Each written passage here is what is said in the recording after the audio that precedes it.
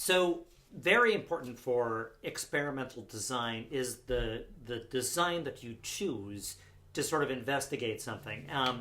And there are two very important sort of types of experimental studies that are actually conducted, and they can give us different kinds of information, and they have sort of benefits and also disadvantages. So the first is a cross-sectional study, which examines data from a population or some kind of representative subset at a very specific point in time. And what's remarkable about that is that it can offer so much data to analyze. There's like a lot of information you can collect all at once, and it allows researchers to identify sort of multiple correlations.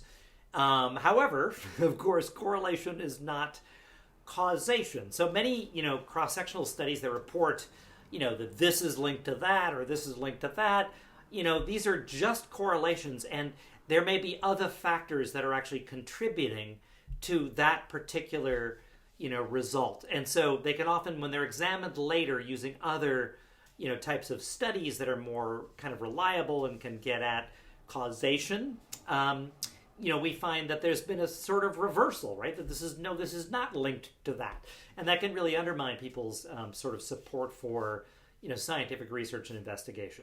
The nice thing about a cross-sectional study is that it tends to be cheaper because you can do it all sort of at one time, across, many people at a single point in time.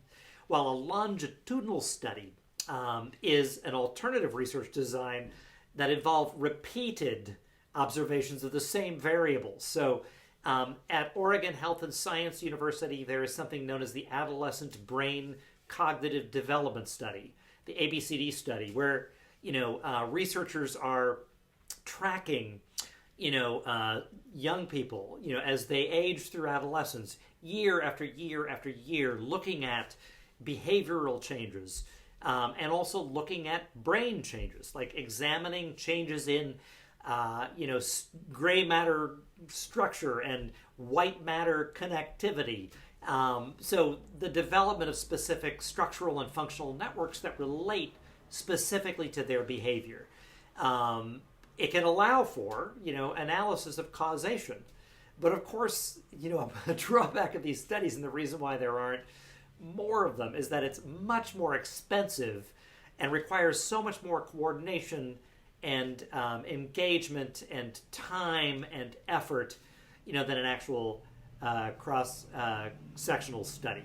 So correlational designs don't let us draw firm cause and effect conclusions. For that, you actually need an experimental design, and a really good, experimental design would involve like a longitudinal study, over, many, many years, right? And experiments that involve manipulating variables and determining their effects on other variables, right, based on, of course, on hypotheses, is sort of absolutely, utterly essential for, a good experiment.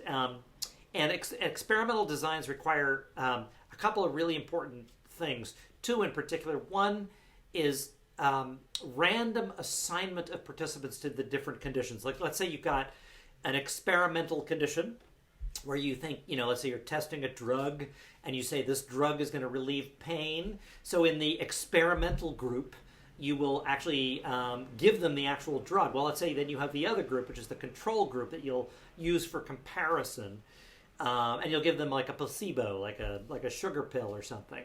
But you have to randomly assign your subjects to these two different groups, to these two different conditions. You can't, have them, basically, you can't pick the ones that are, already feeling more significant pain, or doing some other, intervention maybe, for the pain that they may be experiencing. You need to randomly assign, participants to different conditions. Typically, again, an experimental group and a control group.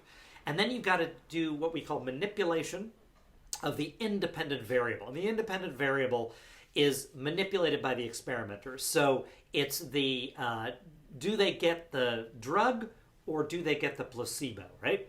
And then the dependent variable, is what is going to be measured. So it could be like, let's say, a self-assessment of, their level of pain, right? So basically, experimental design requires random assignment of participants to, various conditions, typically an experimental group and a control group.